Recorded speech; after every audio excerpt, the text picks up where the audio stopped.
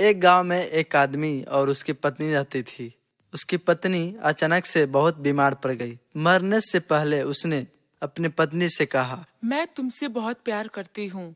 तुम्हें छोड़कर मैं जाना नहीं चाहती। मैं नहीं चाहती कि मेरे मरने के बाद तुम मुझे भुला दो और किसी दूसरी औरत से शादी करो। वादा करो कि मेरे मरने के बाद तुम किसी और से प्रेम नहीं करोगे, वरना मेरी आत्मा तुम्हें चैन से जीने नहीं देगी। उसके जाने के कुछ महीने बाद उस आदमी ने किसी दूसरे औरत की तरफ देखा तक नहीं। एक दिन उसकी मुलाकात एक ऐसी लड़की से हुई जिसे वह चाहने लगा। बात बढ़ते बढ़ते शादी तक आ गई और उसकी शादी हो गई। शादी के कुछ महीने बाद आदमी को लगा कि कोई उससे कुछ कह रहा है। मुड़कर देखा तो उसकी पहली पत्नी की आत्मा थी। आत्मा बोली, तुमने अपना वादा तोड़ा है। अब मैं हर रोज तुम्हें परेशान करने आऊंगी। मैं तुम्हें चैन से जीने नहीं दूंगी। मैं जानती हूँ कि आज तुमने अपनी नई पत्नी से क्या क्या बातें की है। आदमी डर के कांपने लगा। अगले दिन वह शहर से बहुत दूर एक मास्टर के पास गया और सारी बात बता दी। आदमी बोला, ये प्रेत बहुत चालाक है, तभी तो मेरी एक एक बात उसे पता होती है। मास्टर बोले, कोई बात नहीं, मेरे पास इसका भी इलाज है।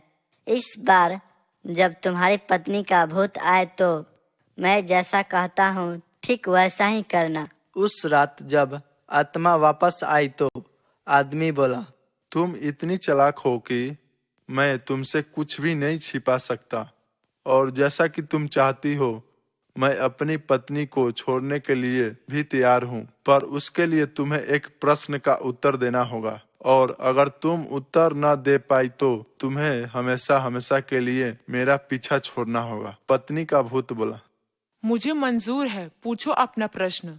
आदमी ने फौरन जमीन पर पड़े बहुत सारे छोटे छोटे कंकड़ अपनी मुट्ठी में भर लिया और बोला, बताओ मेरी मुट्ठी में कितने कंकर है। उसकी पत्नी के भूत जवाब नहीं दे पाई और ठीक उसी समय भूत गायब हो गई। कुछ हफ्ते बाद वो एक बार फिर से मास्टर के पास गया और आदमी बोला, उस भूत से मेरा पीछा छुड़ाने के लिए मैं जीवन भर आपका आभारी रहूंगा, पर मैं यह नहीं समझ पाया कि आखिर में उस प्रश्न में ऐसा क्या था कि एक झटके में ही भूत गायब हो गया। मास्टर बोले, बेटा, दरअसल कोई भूत ही नहीं था। दरअसल दूसरी शादी करने की वजह से तुम्हें अपराध बोझ महसूस हो रहा था और उसी वजह से तुम्हारा दिमाग एक तुम्हें भूत का अनुभव करा रहा था। आदमी बोला, पर ऐसा बात था तो मेरी हर एक बात कैसे जान जाती थी। मास्टर मुस्कुराते हुए बोले, वो तुम्हारा बनाया हुआ ही भूत था, इसीलिए जो तुम जानते थे वही वो भी जानता था, और यही कारण था कि मैं तुम्हें कंकड़ वाला प्रश्न पूछने को कहा, क्योंकि मैं जानता था कि इसका उत्तर तुम्हें भी नहीं पता होगा और इसीलिए भूत भी इसका उत्तर नहीं दे पाएगा और तुम्हें तुम्हारे दिमाग के ही उपाय से छुटकारा मिल जाएगा। आदमी पूरी बात समझ चुका था और उसने एक बार फिर मास्टर को धन्यवाद किया और अपने घर लौट। एक गांव में एक बूढ़ी दादी रहती थी। उनकी 2 पोतियां थीं। दादी माँ ने अपने दोनों पोतियों को पाल पोस के बड़ा किया था। दादी माँ दूसरों के घरों में काम किया करती और उन्हीं पैसों से अपने दोनों पोतियों का पालन पोषण करती। उसकी दोनों पोतियां बहुत होनहार थीं और इसका फायदा दादी माँ उठाना चाहती थी। एक दिन सुबह दादी माँ अपने दोनों पोतियों से कहती हैं कि अरे मेरी प्यारी पोतियों, उठ जाओ, सुबह हो गई है। एक पोती बोलती है कि दादी सोने दीजिए ना। दादी बोलती हैं, बेटा उठ जाओ, आज आप लोग को काम ढूंढने जाना था ना। पोती बोलती है, नहीं नहीं दादी जी, आज मन नहीं कर रहा, कल चले जाएंगे, आज बस सोने दीजिए ना। दादी यह सुनकर अपने दोनों पोतियों को डांटे बगैर वहाँ से अपने कमरे में चली जाती हैं। कुछ समय बाद दादी आवाज देते हुए अपने पोतियों से कहती हैं कि बच्चों, मैंने खाना बना दिया है और तुम दोनों उठ जाओगे तो समय से खाना खा लेना। पोती बोलती हैं, ठीक है दादी। दादी माँ अपने मालकिन के घर चली जाती हैं और अपने मालकिन से बात करती हैं। मालकिन बोलती हैं कि अरे आज तुम इतना लेट कैसे हो गई? दादी माँ बोलती हैं।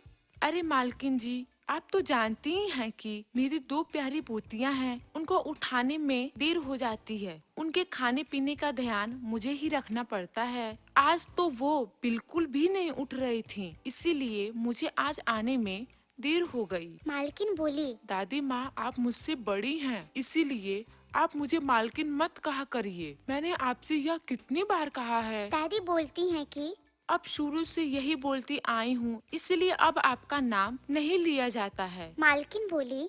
अच्छा, अब मैं चलती हूँ, मुझे बहुत देर हो रही है। आप अपना और मेरे घर का ख्याल रखना। इतना कहकर मालकिन वहाँ से चली जाती है। और दादी माँ घर की सफाई करने लगती हैं। तभी उसे अपने मालकिन का लिपस्टिक दिखाई देता है। वह उसे उठाकर बोलती है कि अरे वाह, यह लिपस्टिक तो कितना सुंदर है। क्यों ना मैं इसे चुरा लूं और अपनी पोतियों को दे दूं। आखिर में वो भी तो लड़कियां हैं, उनका भी मन करता होगा सजने संवरने का। मैं ऐसा करती हूँ कि इसको छुपा लेती हूँ। और वह लिपस्टिक को छुपा लेती है और रसोई घर में चली जाती है। वहाँ कुछ समय खड़े होने के बाद सोचते हुए बोलती है कि नहीं नहीं, मेरी मालकिन को मुझ पे बहुत विश्वास है। उनके इस विश्वास को तोड़ना नहीं चाहती। इतना सोचकर दादी माँ वहाँ से फिर अपने मालकिन के कमरे में चली जाती हैं। उस लिपस्टिक को उसे वहीं पर रख देती हैं। देखते हुए कहती हैं कि जब मालकिन आएंगी तो मैं उनसे मांग लूंगी। और वहाँ से चली जाती है। जब शाम होती है तो मालकिन अपनी एक दोस्त के साथ घर आती हैं। वह दोनों बैठकर बातें करती रहती हैं। तभी वहाँ दादी माँ आ जाती हैं। अपने मालकिन से कहती हैं कि मालकिन, मुझे आपसे एक चीज चाहिए। मालकिन बोलती हैं। हाँ हाँ कहो। दादी माँ बोलती हैं। मालकिन, मुझे आपकी वह लिपस्टिक बहुत अच्छी लगी। अगर आप मुझे मेरी पोतियों के लिए वो लिपस्टिक दे देती तो मुझे बहुत मेहरबानी रहती। मालकिन बोली। अरे कोई बात नहीं, आपको जो चाहिए वो ले लीजिए। तभी वह अपने मालकिन का लिपस्टिक उठा लेती है और वहाँ से चली जाती है। जिसके बाद मालकिन की दोस्त बोलती है, यार, ये कैसी नौकरानी पाल कर रखी है तू? एक नंबर की लालची है। मालकिन बोली। अरे नहीं नहीं, ये बहुत अच्छी हैं। ये तो मेरे पास 10 सालों से काम कर रही हैं और इनकी नियत मेरे घर को लेकर कभी भी खराब नहीं हुई है। सहेली बोली। अरे वाह, तब तो ये बड़ी ईमानदार हैं। तो फिर ये बूढ़े होने के बाद भी काम क्यों कर रही हैं? मालकिन बोली। क्या बताऊं यार, इनके बेटे और बहू को गुजरे काफी समय हो गए हैं और तभी से ये अपने 2 पोतियों का पालन पोषण कर रही हैं। इनकी पोतियां कितनी बड़ी हैं? दोनों बड़ी हैं। क्यों ना इनकी पोतियों को हम अपने ऑफिस में काम दिलवा दें? Well idea. इस तरह दोनों बात करके सो जाती हैं। तो दूसरी तरफ दादी जब अपने घर पहुंचती हैं, तो वह अपनी पोतियों से कहती हैं कि बेटा, ये देखो मैंने तुम्हारे लिए क्या ले आया। दोनों देखकर सो जाती हैं। कुछ दिनों के बाद दादी बहुत बीमार पड़ जाती हैं और बोलती हैं कि बच्चों, अब मैं बीमार हो गई हूँ। तुम दोनों बाहर क्यों नहीं जाती काम करने के लिए? अगर तुम लोग बाहर जाती तो मेरा थोड़ा मदद हो जाता। बड़ी पोती बोलती है, दादी, हमें नौकरी कौन देगा? और अभी तो हमारी पूरी पढ़ाई भी नहीं हुई है। दूसरी पोती बोलती है, अरे दादी, आप सही बोल रही हैं। दीदी, हमें दादी की ऐसी अवस्था में उनकी मदद करनी चाहिए। यह सुनकर उसकी बड़ी बहन बोलती है, हाँ दादी जी, अब हम दोनों बाहर जाकर एक अच्छी सी नौकरी ढूंढेंगे और मन लगाकर काम करेंगे। तभी उसकी मालकिन अपनी सहेली के साथ वहाँ आ जाती है। बोलती है, आप लोगों की बातें सुनकर हमने अपने कंपनी में इन लोग को काम देने का फैसला किया है। यह सोचकर दादी माँ बहुत खुश हो जाती हैं।